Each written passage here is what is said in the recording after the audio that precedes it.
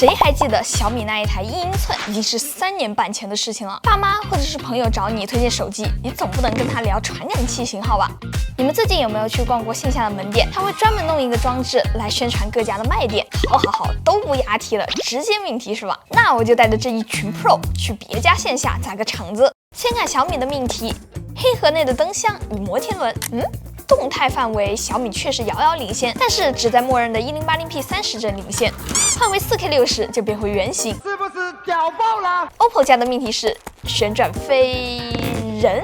好，自己的命題的好處就體現出來了。4K 實況照片動起來確實清晰，封面幀過渡過來更自然。vivo 呢，弄了一個蝴蝶模型給你拍微距，2億高像素是吧？好，知道你有了。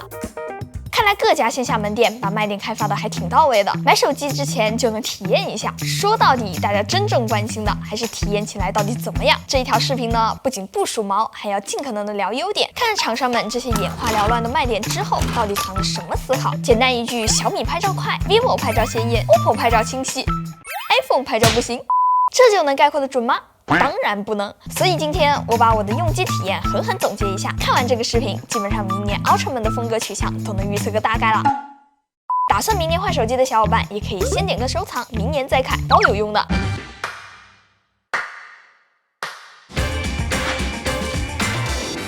每次講到 vivo 的拍照，腦子裡面總會彈出一些這樣，還有這樣的刻板印象。大聲告訴我，人像攝影的3要素是什麼？好看。還是他媽的好看。不過 vivo 偶爾也會拍出這樣的照片，在需要 HDR 算法激進介入的時候，結果就是畫面變髒，拍猫猫這種紋理超多的猫就會非常的明顯。這就是 vivo 的影像非常習慣濃重的後處理帶來的副作用，給人的感覺就像是他們的照片就算不標水印也能認出來。但看得出來，這一代藍廠已經發現問題了，改不就完了？新的這個原生光影就是聽勸的結果，去掉一部分誇張的銳化，狠狠克制使用 HDR， 保留原本肉眼看到的效果。這種成片比之前穩定多了，這個功能建議常開，好吧？总之 ，vivo 拍照就是上下限都很高，但大多數時候它的色彩在盲屏裡面都是最出彩、最討喜的。這裡我還想問一下你們，對於 AI 介入手機拍照怎麼看？反正榮耀肯定是持開放態度的。有個很好玩的現象啊，咱們在網上總能看到很多人吐槽 AI 味兒太重啦，能不能關掉 AI 啊之類的，就好像 AI 是什麼洪荒猛獸。但一拍完照片，又有很多人直接進軟件裡面哭一頓修圖，還挺嚴格的。vivo 的影像也是非常歡迎 AI 的，而且是舉雙手贊成啊，長焦當然要 P 啊，基本操作了都。背景也能是 P 的，實況照片也可以 P 啊，路人都能抠出來消除掉。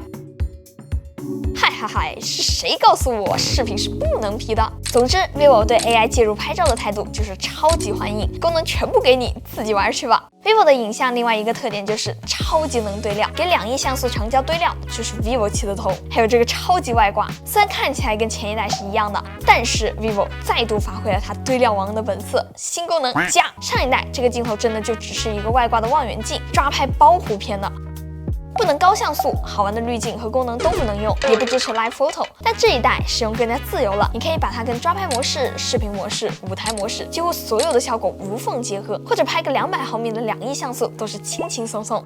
vivo 這個長焦已对料成了藍廠自己的招牌。vivo 的影像高情商總結就是真的很能对亮，拿極端的例子 iPhone 來比，簡直像個貧民窟。vivo 的功能多到是在給設計師出難題了，在一些細節上我覺得還是有點毛糙。舉個例子啊，單獨的抓拍模式可以同時捕獲實況照片，但是默認模式打開抓拍就跟實況照片衝突了。人像視頻的相册處理就要在相册裡面一直站着位置，回就退出了，體驗不太统一。No God！ 總結一下 vivo 的影像，就是完全不拒絕 AI 的功能和算法介入，最後也能嘎嘎出片。他们还喜欢往相机裡面猛加新功能，雖然交互裡面有些小細節處理的還是毛糙了些，但硬件擺在那，只要持續優化，妥妥的第一梯隊。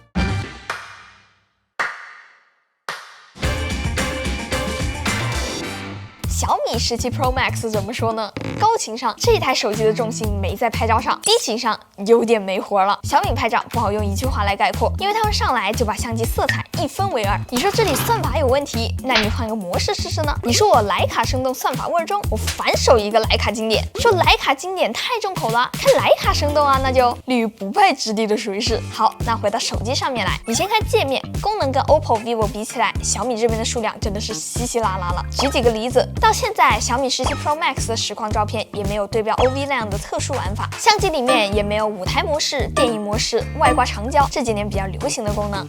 但是說到拍照本身上面來，小米的拍照相對來說算法參與的少，這樣還有一個好處啊，就是成像很快，基本上能做到所见即所得。甚至他们还有一個專門的街拍模式，這個模式就純粹是為了快拍而生了，可以快速啟動，這樣按2下，它就不僅對完焦了，還拍了一張。而且小米用戶多也是好啊，網上居然還有幾毛錢的小米濾鏡參數包，選擇小米拍照真出問題了，還有一大堆人在網上幫你維權呢。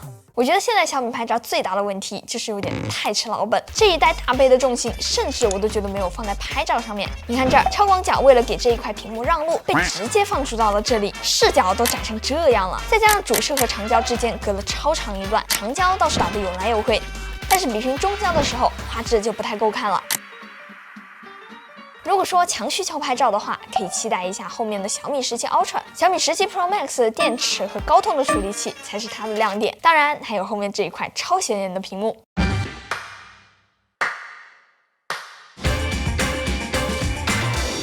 OPPO 拍照我是真喜歡，客觀來說，他們也有不太穩定的時候，太亮了顏色會平，按摩太大了容易一起變黑，但就是愛用。哎，不是洗，你先聽我解釋。我是覺得這一代 Find X9 Pro 的拍照是完完全全基於體驗和分享的，具體來說就是降低使用門檻，讓你體驗更好，再想辦法提高出片的上限，讓你忍不住就把照片分享出去。先說低門檻吧，第一步就是給你準備種類超級多的濾鏡。你喜歡的 OPPO 拍照可能是800T 膠片。我喜歡 OPPO， 也可能是愛用富士味的膠片濾鏡。在 OPPO 上，喜歡質感和喜歡 CCD 的，也可以使用同一台手機的好兄弟。感覺 OPPO 是真怕你不愛拍照啊，變着法子的哄你拍。X9 Pro 裡面把小紅書上頂流的濾鏡都給搬了上來，我都怕再往後整出來一個 OPPO 官方的 iPhone 5S 濾鏡了。Only Apple can do。第二步 ，OPPO 還想讓你拍的照片盡可能的清晰。OPPO 相機的默認模式就能輸出5000萬像素的成片，什麼都不需要設置，只需要舉起手機。如果你想要拍實況照片，也能生成對標蘋果、華為的2500萬像素成片。如果你想要抓拍、連拍，或者是在極限暗光，就會無縫切換到1200萬的成片。這一套邏輯都不需要額外的操作，清晰度、色彩滿意了，下一步該修圖了。這裡 OPPO 又有話說了，這可能是國產系統裡面最全的 AI 修圖功能了。手抖了，有反光了，人眨眼了，下載的網圖不夠清晰，拍到路人了。都有後期補救的辦法。OPPO 這些後期功能就很有意思啊，就比如說這個靈感成片，現在有一張這個 X Pen 拍出來的照片，我覺得它構圖不是很 OK，你就可以在這裡點 AI 圖像助手，這有個靈感成片。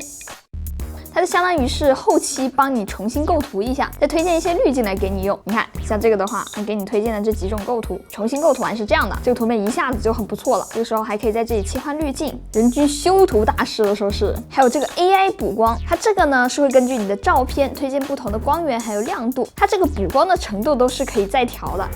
你看，現在它就已經默認的一個亮度就給你補好了。你要是覺得這個不夠呢，你還可以把它再拉亮一點，或者是你覺得太多了，你就把它給調暗一點。整個補光還是很自然的。我們可以看一下對比，這是補光前，補光後。好，有濾鏡也能拍清晰的是吧？那再往後就該再進階了，搞影調。大師模式就是最經典的哈蘇味兒，個人感覺這是 OPPO 最出片的模式了。我之前反正是拿着大師模式的照片去問我玩攝影的朋友，真的是有點傻分不清。反而這個哈蘇模式其實可以理解成高像素模式，2億像素的長焦也是在這兒拍，還能拍4K 的實況照片，感受一下這個畫質。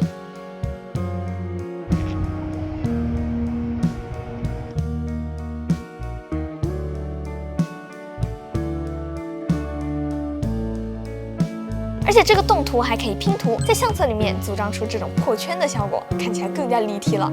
你有這樣超清的實況照片進入小紅書，帶來的臨場感簡直是誇張。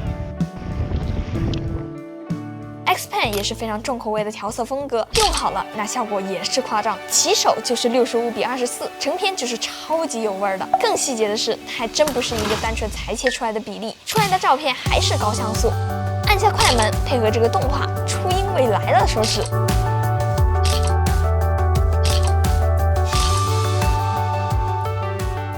感覺 OPPO 想要做的就是讓你主動想拍照，給你好玩的濾鏡和足夠清晰的成片，最後用 AI 給照片兜底。想要的結果就是一句“你這手机拍人不錯”。這種基於分享和體驗的設計，有時候比硬件升級都更吸引人。